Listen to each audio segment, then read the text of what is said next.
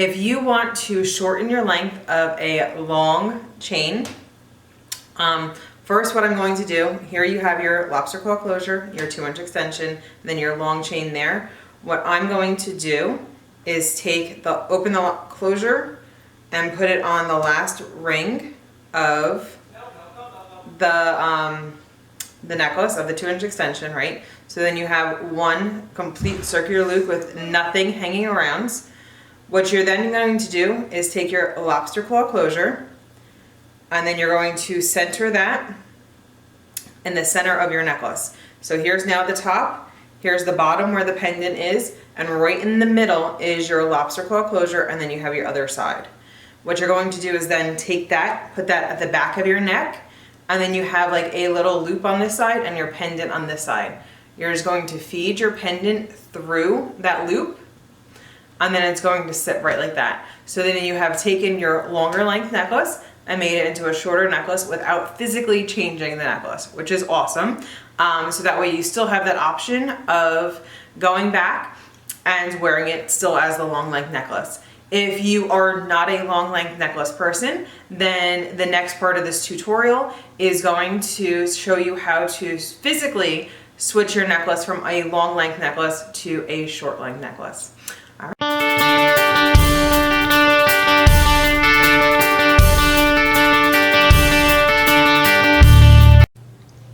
Hey everyone, today we're going to do a little tutorial on how to take a long necklace and make it into a shorter necklace.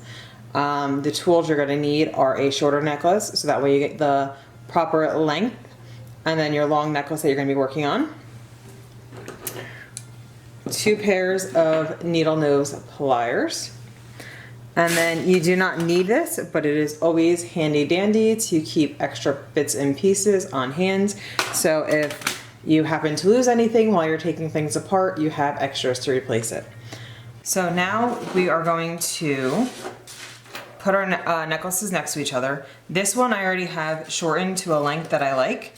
But this one I only had to do the one side because it's one continual piece. It moves back and forth, so it has play, so I didn't have to worry about doing both sides.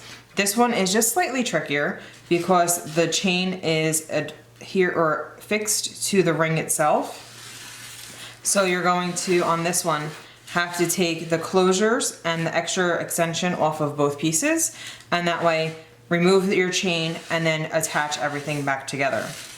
So the way I'm going to work this one, seeing I have the length that I already like, let me just scooch these down this way.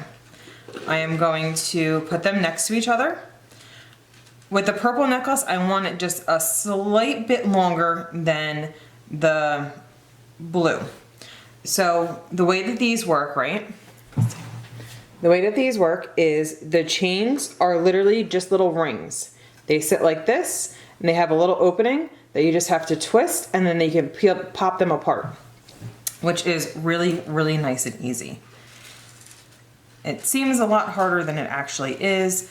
Jewelry making, believe it or not, is really, really easy. All right, so I'm just going to go in and pick this one. As you can see, I don't know if you can, in here there is a little splice right here in the ring, and that is where it opens. These are made on one continual loop, and then they are cut down the center and then put back together. So what you're going to do is grab one side of the opening with your needle nose pliers, then grab the other and just twist it open. All right, so you twist it open like that. Then you can remove, you're going to remove this extra chunk because you don't need that, and your extra piece of chain.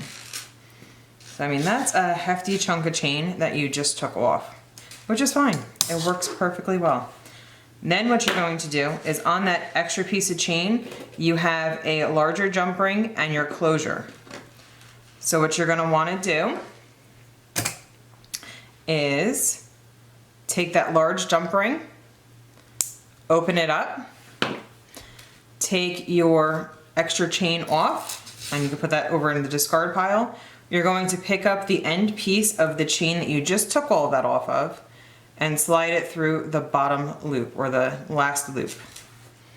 All right, so then you have it like that. And then you're going to take your pliers and twist them back together. You are never, ever, ever taking them and pulling them this way because you're going to distort the shape of your ring. You always want to twist like that. So that way you're just opening it up and that way you can just twist it back and it goes back to shape. So that is this one end, the one side. And that is your new shorter length.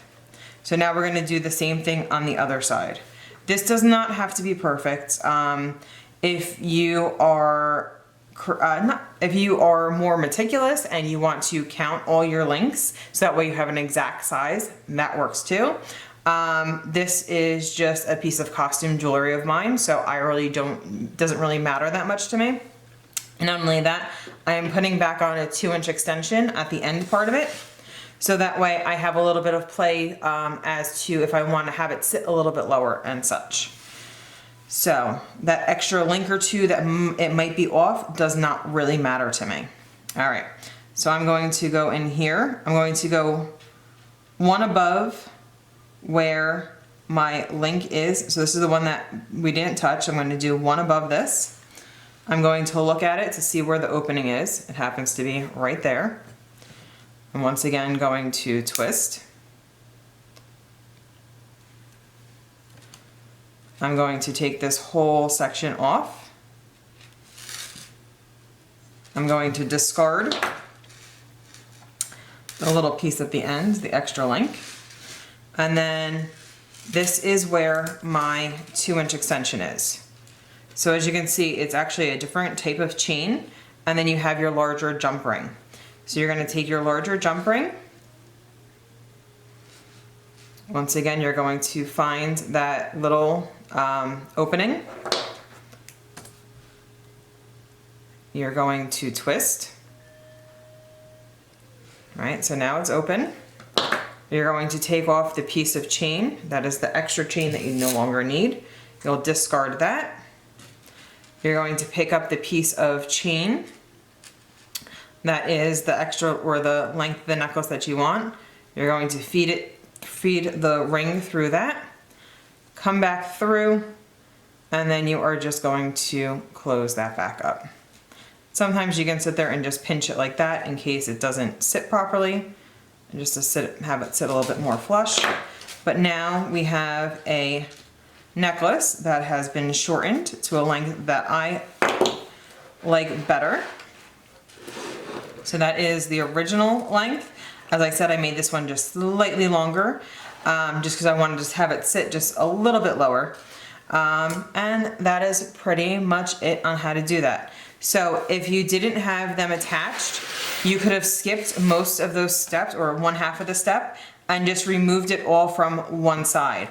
I usually go with the side that has the jump ring with the lobster claw, or the closure, the lobster claw, however you want to say it. And then I would take my chunk off of here, take this off, and then just put this back on the shorter length, and that's how you would do it with the singular rotating, as I would say, rotating chain like that. And that is it, simple and sweet. For those who just watched the tutorial on how to shorten the length of the necklace, this is now my new length for the purple necklace, which I like just because it's not too short, not too long. It sits right where I like it. I still have my 2-inch extension in the back, so that way if I would like to extend the length of the necklace, it still works. Really awesome. I'm really hoping this little tutorial does help, so that way you get more use out of your jewelry and it opens up options for jewelry that you normally wouldn't buy. So that way you can switch things and make them more you. All right, thank you so much.